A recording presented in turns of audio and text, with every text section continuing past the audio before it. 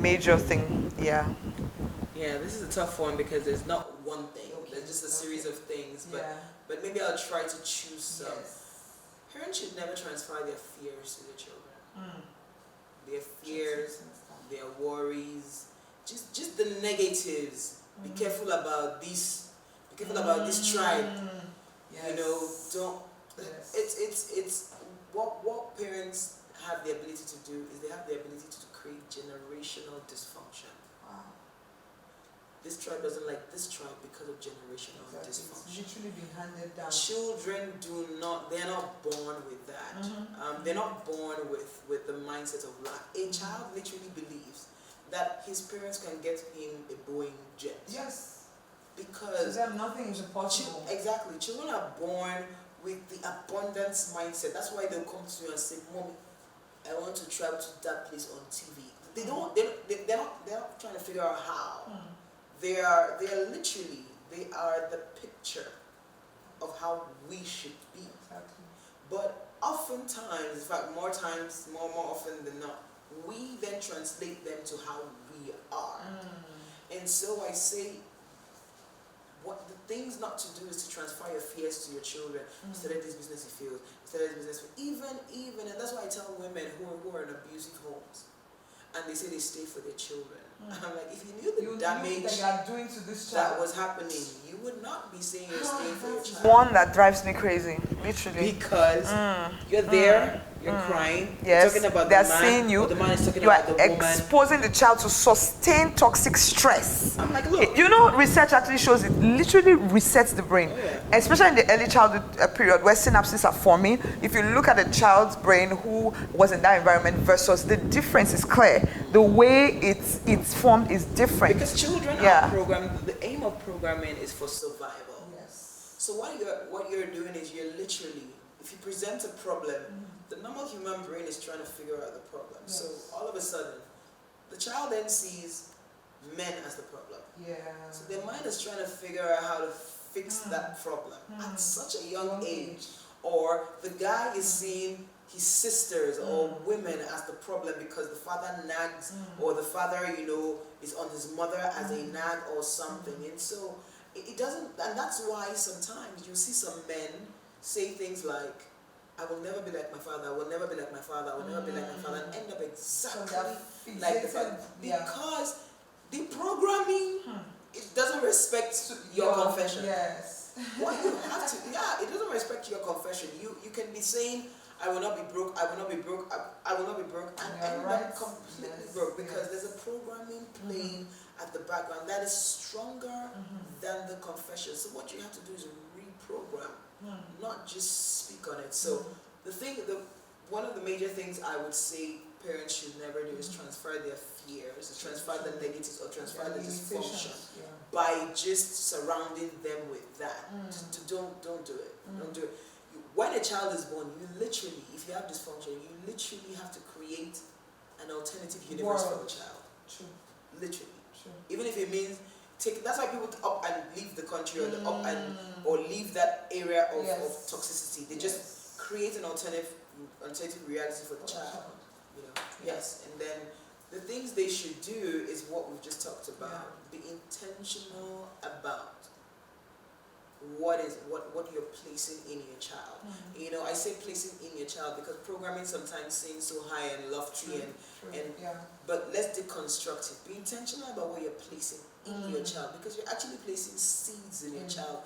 And these seeds are not like shrubs. They don't grow and die. These seeds are like oak trees.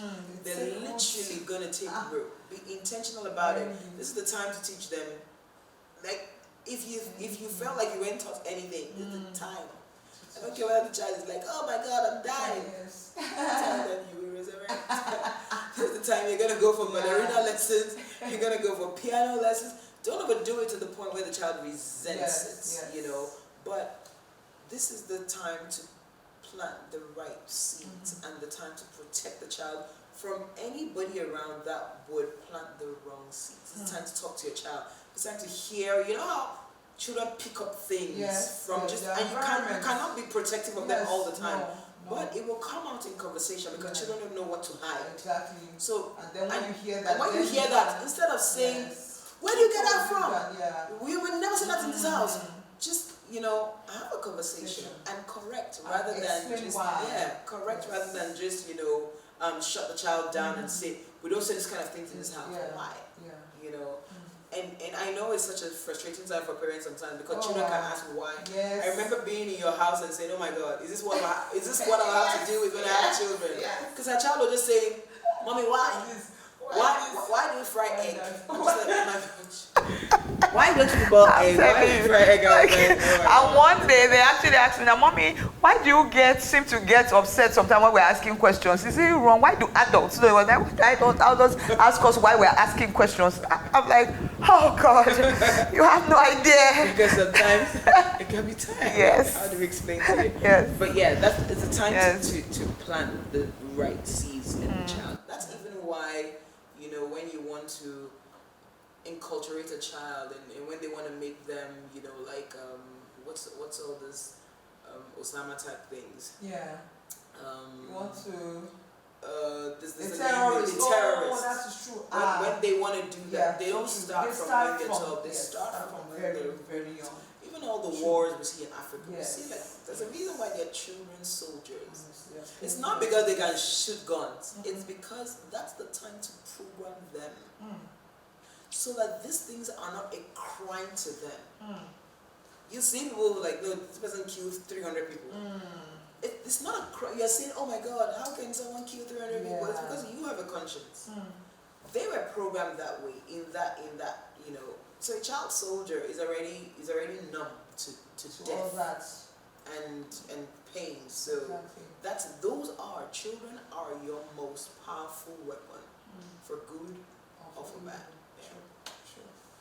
Let me just ask you this again. What do you see for Africa's children, like Africa's future? I mean, for me, I honestly see that for us to get it right in Africa and to be able to create the world we want to see and place our continent where it should be with all our gifts and everything, we need to really focus on our children. But as I look at where we're going and how things are, I'm really scared.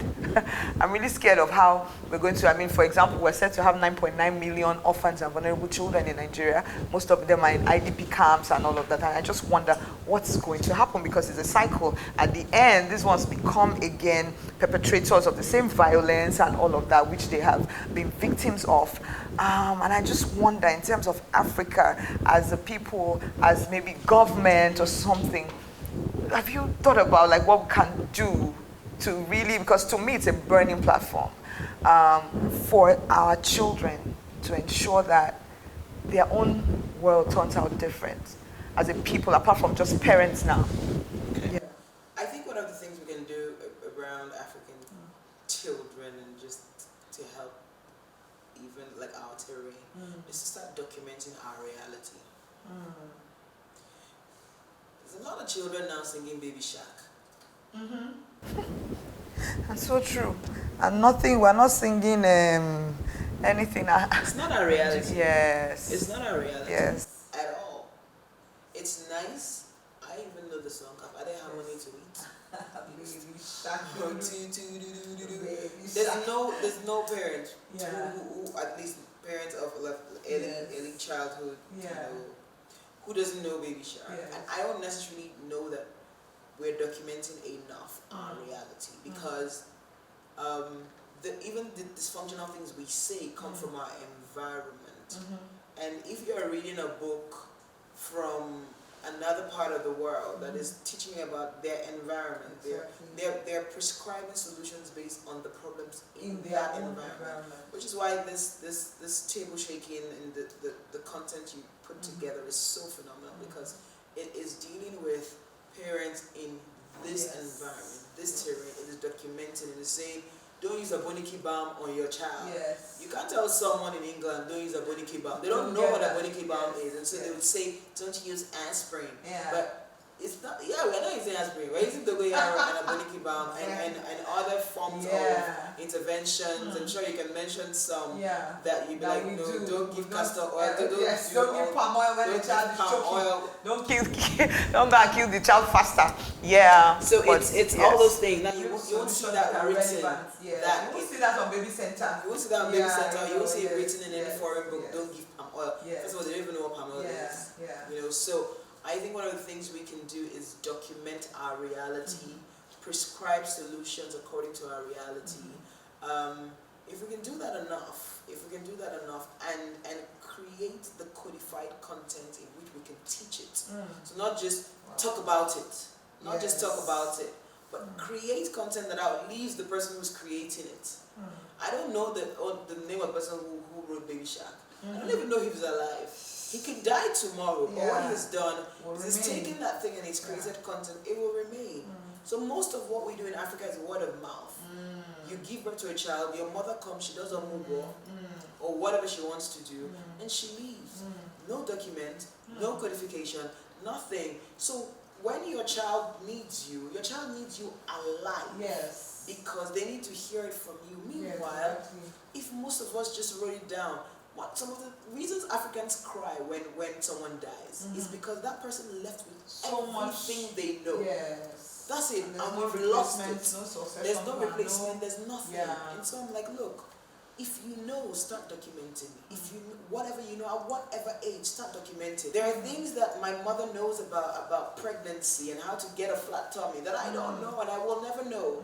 But I'm still saying, oh, Father, I pray she's alive till when I give birth, so that she needs to write it down.